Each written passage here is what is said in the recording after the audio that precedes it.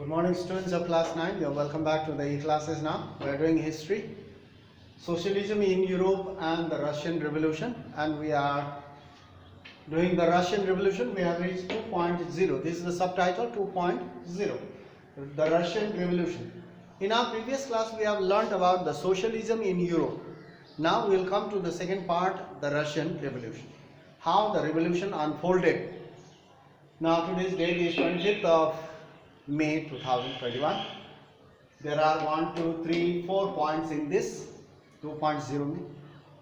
Number 1, Russia was one of the least industrialized country during this 19th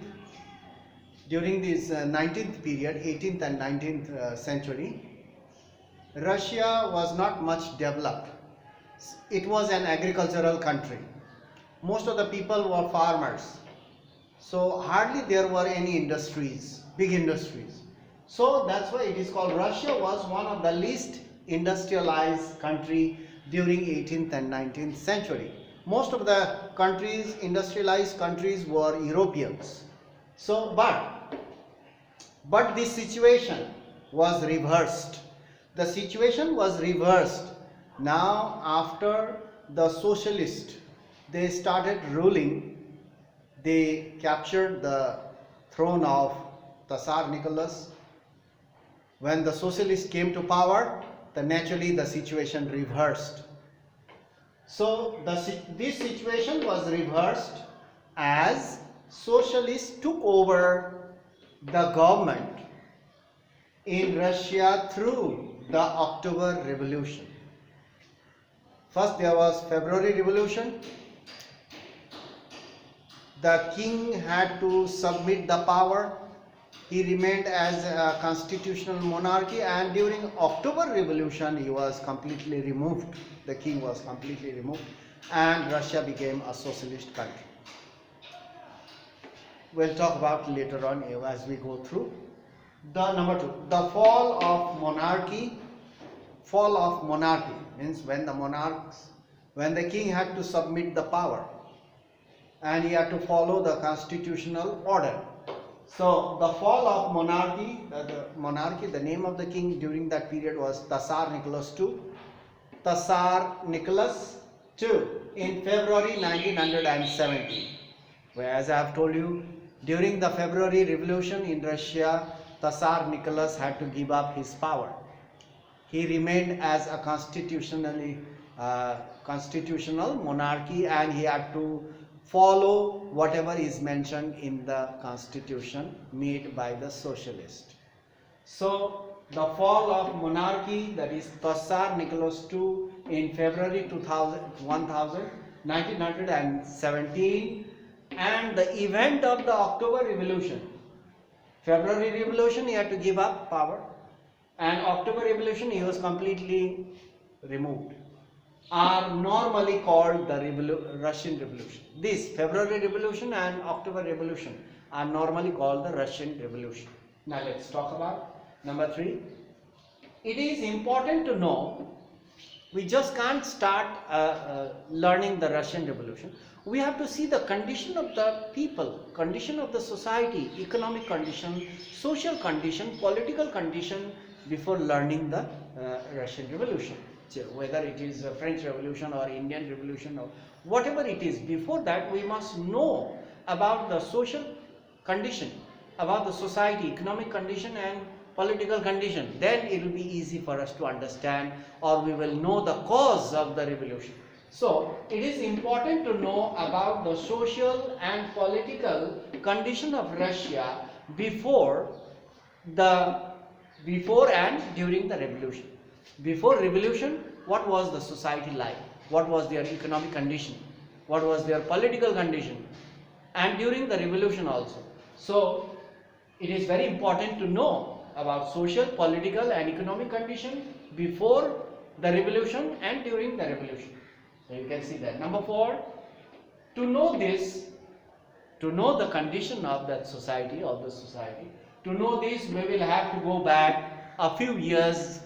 We have to go back a few years before the revolution, so that we will understand the type of society, type of economic condition type of political condition, we will have to go back a few years before the revolution. Now we'll go back a few years before the revolution, that is 1914. The revolution took place in 1917, but we'll go back a few years, we'll go to 1914. We'll understand the social condition, political condition and economic condition to understand the Russian Empire during 1914. More are there. I have written only 2 points over here today. In our next class, we will continue the points. Russian Revolution, Russian Empire during 1914. When the First World War broke out, what was the condition there? So, in 1914, Tsar Nicholas ruled Russia. Besides the territory around Moscow, Moscow is the capital, beside the territory around Moscow, a large part of the area was ruled by Russia.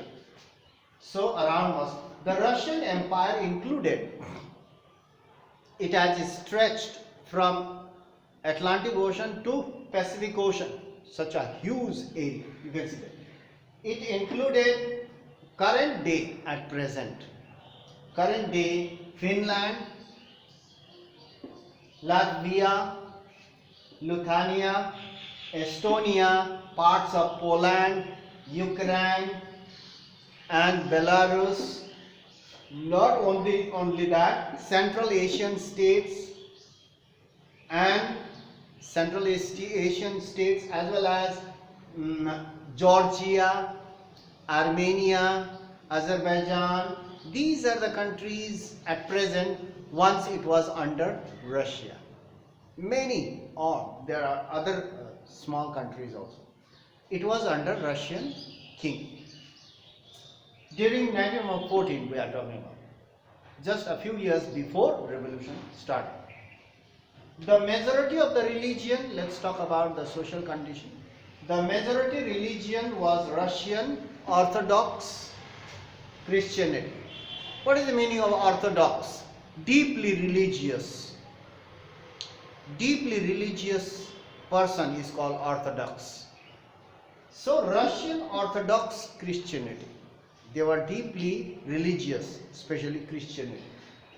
And in the Christianity also it was a division it was division, Roman Catholic and Protestants.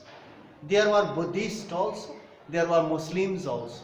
Here the majority religion was Orthodox Christianity, and apart from there are certain number of Protestants also there, certain number of Muslims and certain number of Buddhists also lived there, which had grown out of Greek Orthodox Church. So the Christianity spread in Russia before, from it had grown out of Greek Orthodox Church. Greek is the European civilization, cradle of European civilization. The civilization in Europe started from Greece. You have heard about the name Athens. Great philosophers, great thinkers, writers, poets, scholars were born in Greece.